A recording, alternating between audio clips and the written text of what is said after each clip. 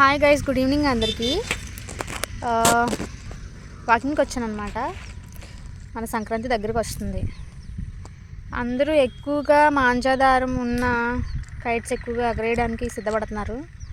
చాలా చోట్ల చాలామందికి ప్రమాదాలు జరుగుతున్నాయి. పోలీస్ వారేమో ప్రికాషన్స్ ఇస్తున్నారు బైక్స్ మీద వెళ్ళే వాళ్ళ కోసం. ఒకరి ప్రాణాలు తీసేంతగా మనం కైట్స్ ఎగరేసి పండుగ సెలబ్రేట్ చేసుకోవడం అంత అవసరం అంటారా? లేదు.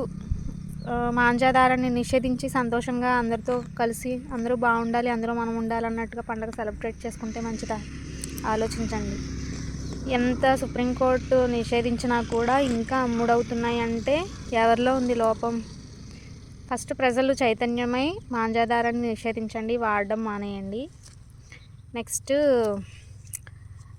అది మన బాధ్యత, అందరి బాధ్యత. మన ఇంట్లో సంతోషంగా ఉండి పక్కింట్లో శవాలు వచ్చి ఏడుస్తూ ఉంటే వాళ్ళు బాధల్లో ఉంటుంది, మనకి సంతోషాన్ని ఇస్తుందా?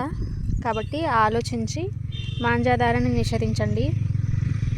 ఇంకొకటి ఏంటంటే, సాఫ్ట్వేర్ ఇంజనీర్స్ అందరినీ కాదు, అందరినీ ఎందుకు అంటాంలే కానీ పాపం 9,400 చిల్లరంతో హెచ్ఐవి బారిన పడిన వాళ్ళు ఉన్నారంట. కామెంట్స్ చూశాను, కొన్ని కామెడీగా పెట్టారు. 9,400 వేకెన్సీస్ ఉన్నాయా మనకి అని పెట్టుకుంటున్నారు ఫ్రెషర్స్. ఎందుకు ఆలోచించండి. విద్యావంతులు, విజ్ఞానంతో ముందుకు వెళ్తున్నవారు మీరే ఇలా చేస్తే ఎలా? కాబట్టి ఆలోచించి ముందడుగు వేయండి. ప్రికాషన్స్ యూస్ చేసుకోండి, ఆలోచించి ముందుకు వెళ్ళండి. జీవితాన్ని పాడు చేసుకోవద్దు క్షణికావేశంలో.